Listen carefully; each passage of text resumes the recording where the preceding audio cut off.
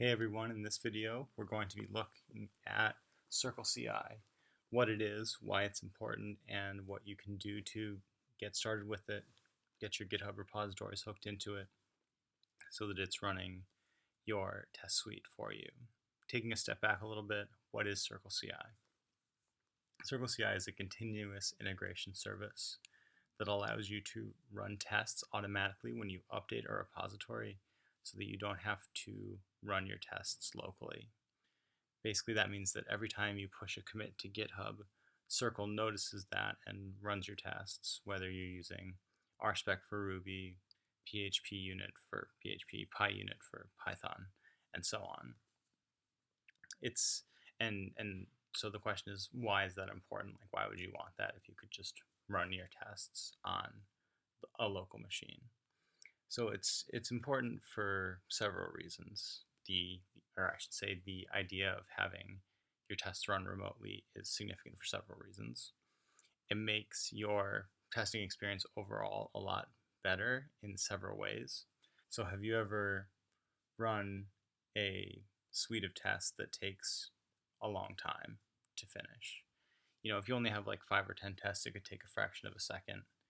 But if you have like a lot of tests, then it could take significantly longer. It could be several minutes all the way up to several hours.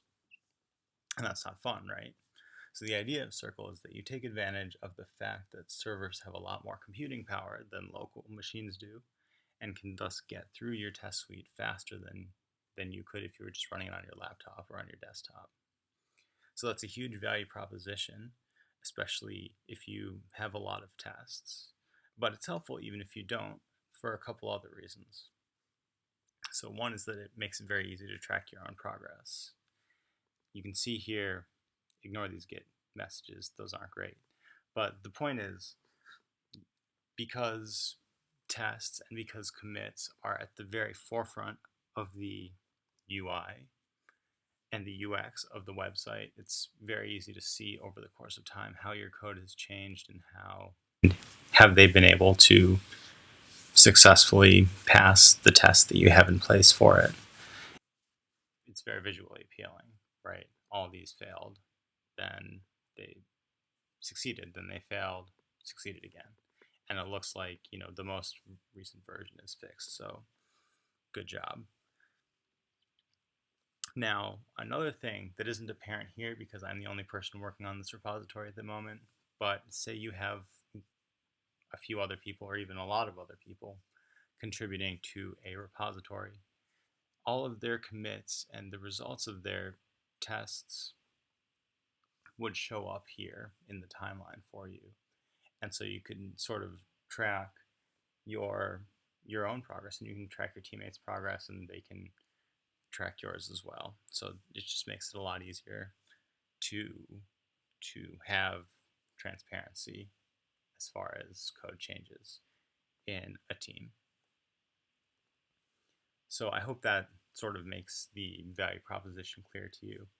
And assuming that it does, we'll move on to how do you get set up with it and how do you get it going. So if you haven't given it access to your GitHub account, you will have to do that first. And you can do that by just going to circleci.com and signing up. Once you've done that, you can go to the app, and the thing to do is to go over here and click Add Projects, and you can navigate over to the repository that you want, and you can just click Build Project. And so it will take you here. And this screen, basically here, what this one is doing is this is the screen where the tests actually run. And for the sake of being color-coded, blue is associated with running the test. You saw over here the success and failure colors, which are also very logical.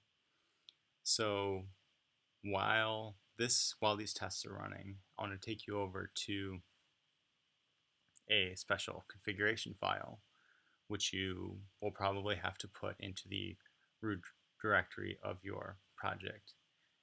It's called circle.yml, and it basically gives Circle the Circle service some context for what tests need to be run, where they are, what kind of PHP version, for example. And so you can modify these to suit your needs depending on if you need a different version of PHP or if you're using Ruby or Python or what have you. Circle can pick up a lot of stuff and make inferences very intelligently, but sometimes it does need a little bit of hand-holding, and that's what the circle.yml file is for. The most important lines on here, in my opinion, are lines 16 through 19 and then 26 through 29. So these two are creating a context, a virtual environment for your tests to run in. Now, because we're using PHP unit, we need to load the PHP unit program into the Circle service, and you can do that with the wget package manager, and then of course that comes from here. If it was Ruby, you would do gem install rspec or whatever else it is that you need for various package managers to get the testing framework that you need. Now down here, these two lines here, PHP unit tests and PHP unit wp content / plugins, this is saying call the PHP unit command on the tests folder, and this is exactly the command that you would use if you were running PHP unit locally on your machine in the terminal. So, and by the way, relative to the root directory. So once it sets up this environment, you can then call PHP unit and just say where the tests are that you want run relative to the root. So test is here in the root directory, and then wp content / plugins also has the tests that we want taken care of here. I think by now, yes, so it's done, and you can see the results of calling these tests, 9 tests, 9 assertions, and they all passed. And here as well, 3 tests, 3 assertions, and here's a breakdown for you, these 3 dots. The dot means that it went through successfully. If it had broken, it would have had an E there instead, and this green bar here would have been red, as would have this green field here. But as it is, all of our tests pass. I think we're in pretty good shape now, and that's pretty much it. You'll have to probably play with the Circle file a little bit to see what the needs of your specific project are, but I find that Circle is largely very intelligent and doesn't require too much intervention on your part. So I hope you enjoyed this video. I hope this made it easier to get started with it.